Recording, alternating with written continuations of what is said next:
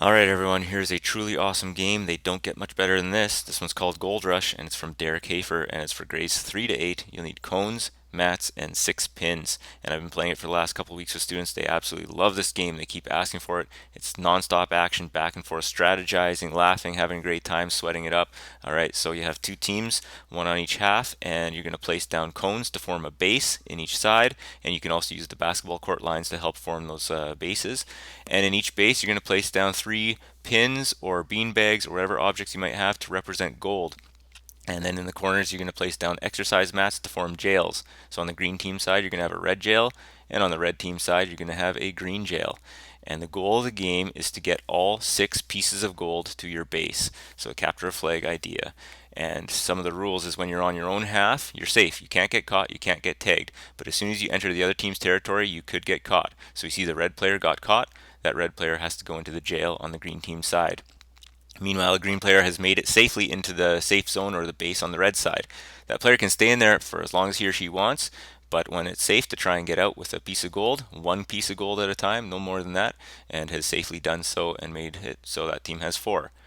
We see a red player has gone across and safely made it and high-fived the friend in jail, so then those two players can take a free walk or run back. They can put up their hands too so players know that they're taking their free walk back.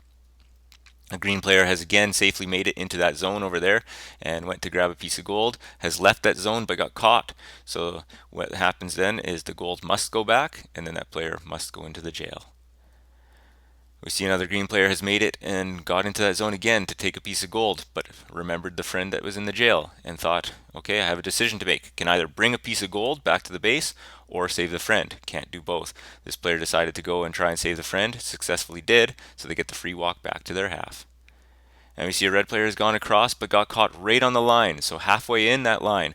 I like to put in a rule here. If a player gets caught halfway in, instead of arguing about it like, oh, I was in, no, you weren't, and back and forth, then they just do rock, paper, scissors. So in that case, green and red rock, paper, scissors. If the red would win, then the red could go in to try and get a gold. If not, if the green would have won, then that red player would go to the jail. And then the last thing is the jail guards. So we have 1 jail guard per team. And I like to use a little buffer zone. I put some cones down so that jail guard has to stay in there. If you have more room, you might want more than 1 jail guard. Maybe you can play around and see if 1 or 2 or whatever number works. Also, the big important thing is at the beginning of the game, before they even start, they can huddle up and then they can talk about strategy. So, who's going to be on offense, stealing the gold? Who's going to be on defense, defending the base? And then who's going to be the prison guard? So, you figure that out on your own, but that's the basic idea. Thanks, Deric. Super awesome game. One of the best ones for sure. If you've enjoyed this game, please subscribe for more games and visit PhysEdGames.com.